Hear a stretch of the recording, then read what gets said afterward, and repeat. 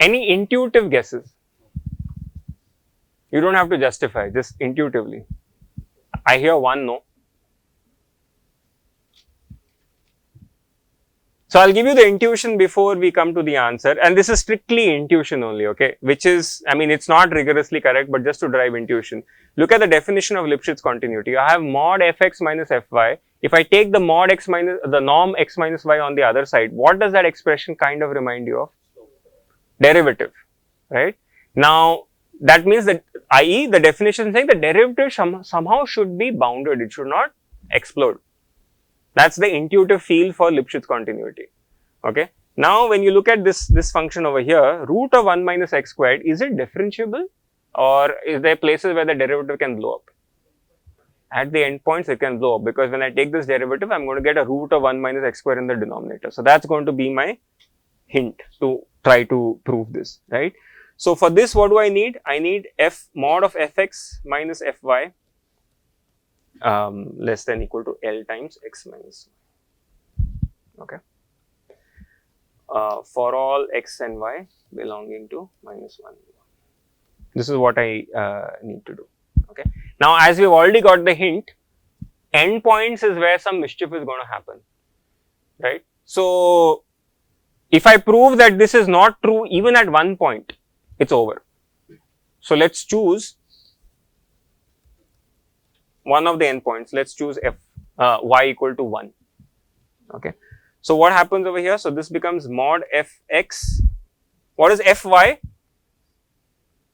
0. So, that becomes 0, and okay. So, this becomes mod of 1 minus x squared, right, right. And this will have to be what? Less than or equal to, I am going to put a question mark over here, less than or equal to what?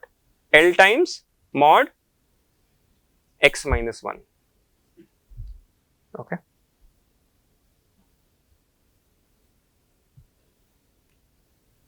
So, now let us take the limit as x tends to, let us say x tends to 1 from the just from the left hand side of 1, because the other side is not in the domain, right.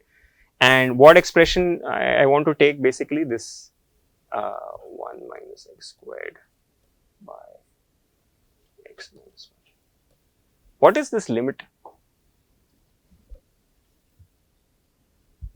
I have just taken this guy onto the other side, and I am asking you what is the limit over here. So, root, can I open up the denominator somehow?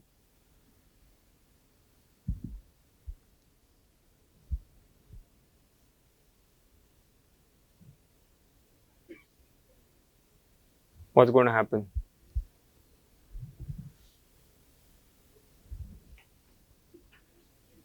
We can split 1 minus x squared. I can split it as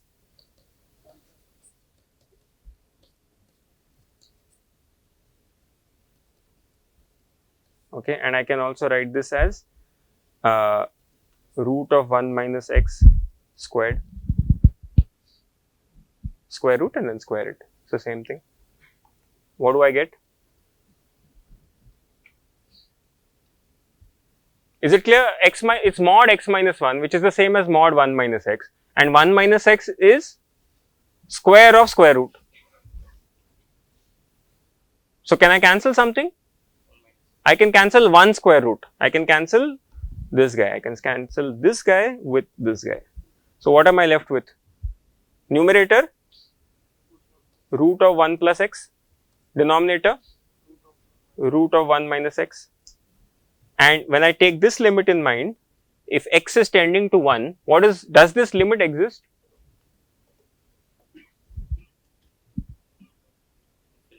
No, limit doesn't exist, right? It blows up.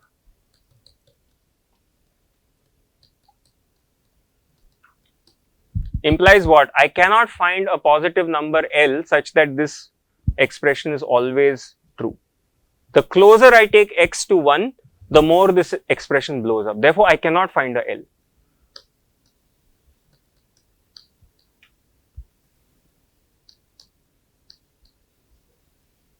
So, our our greed was not rewarded, this function is not Lipschitz continuous, right? So, these are very subtle points for every function to evaluate whether it's what type of continuity it is, right? So, this is little bit of a generalization from what you saw in high school. Any doubts on this? I mean, this algebra is very simple, right? It is dealing with what are the expressions we use? A minus b into a plus b is a square minus b square. I mean, this is the level of stuff that we did. There's nothing very complicated. It's just applying it intelligently to finding out these constants. Do they exist? Do they not exist? Okay, that's the idea. So, with that, I think we have run out of time also. So, we can end over here. Yes, question.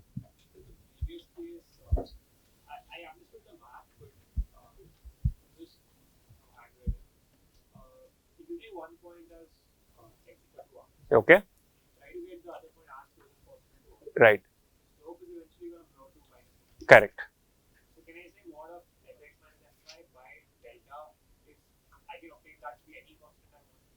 Yeah, but you cannot stay at that constant because the moment I take it closer, that constant gets exceeded.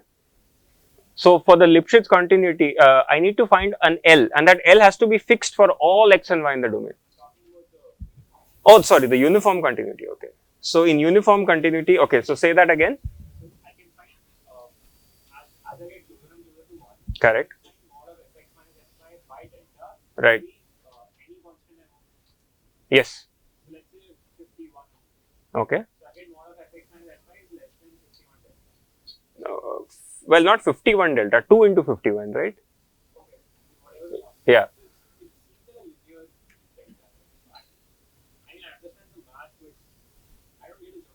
The geometric sense is that if I'm, so there is a domain where x lives and the range where f lives, right? The mapping is taking x to f of x.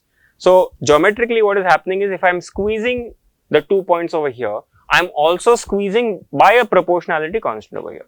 That's what the math is telling me, and that is what is happening. If I'm squeezing over here, the proportionality of squeezing in the range is related. Is it related to the point at which I'm squeezing? Then it's continuous. If it is not related to the point where I'm squeezing, it's uniformly continuous. Right? So, if I take 2 points whose distance is 51, their map will give me f, which is 51 multiplied by some constant apart. Okay, that's fine. Now, can you make it, is that going to be true for all pairs of points I can take? If yes, then you have one of these two notions of continuity. Does that satisfy the geometric intuition? Okay, good. Is it Lipschitz continuous? Is it Lipschitz? Can you define, I'm getting ahead of myself, but can you define the derivative at the kink? So, that may still not, but the piecewise derivatives are finite. So, you may be able to get by. Yeah.